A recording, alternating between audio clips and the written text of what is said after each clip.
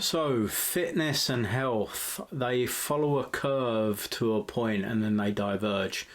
What do I mean by that? I mean, yes, to be healthy, it helps to be fit. You've got to be fit.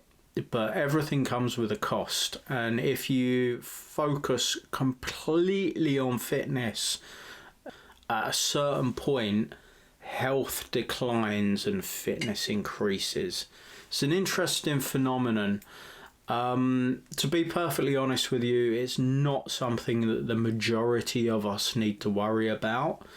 If you're sedentary, if you've got medical problems, if you've got diabetes, type 2 diabetes, then you need to take your lifestyle into your own hands. You need to get out there and you need to start moving. Simple as. You don't have to worry about overtraining.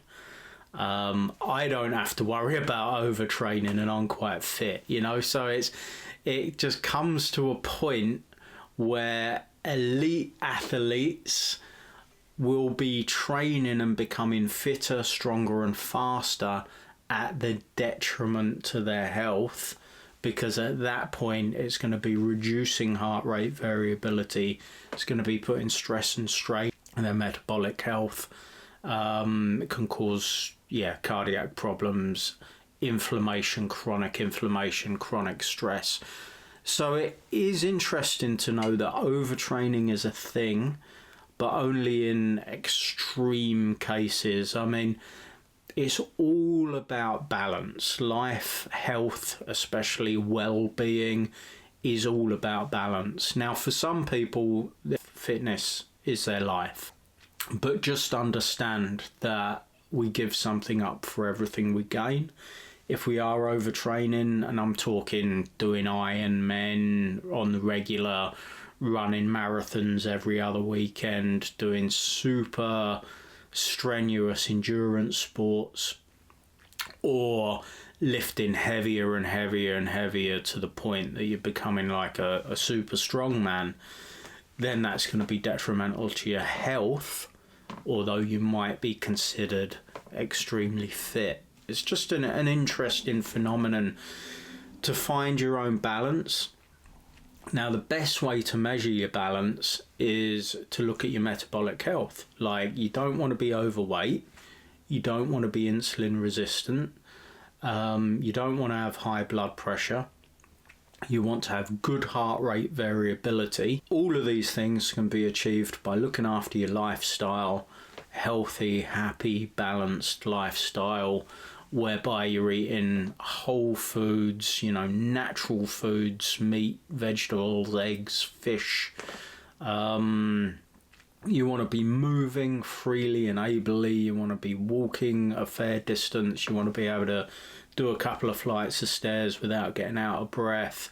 All of that good stuff.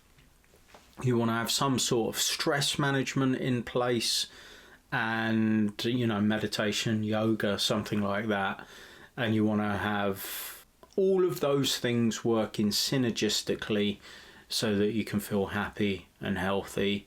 Even if you might not be the fittest person in the gym, you're going to be healthier, happier, more vibrant. It's about finding that balance. Don't give up your health for fitness. Find the balance. But again, this applies to people at the elite end, not people. I don't want people sitting on a couch using this as an excuse not to exercise, because it don't work like that. That's not the point of this video.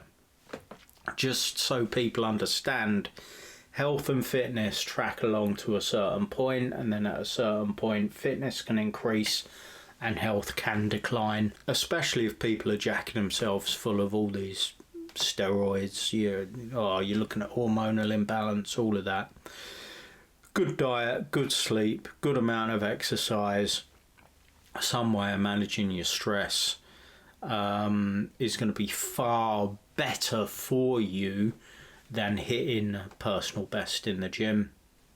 But if that's your thing, go for it. Have a great day. I'll see you soon.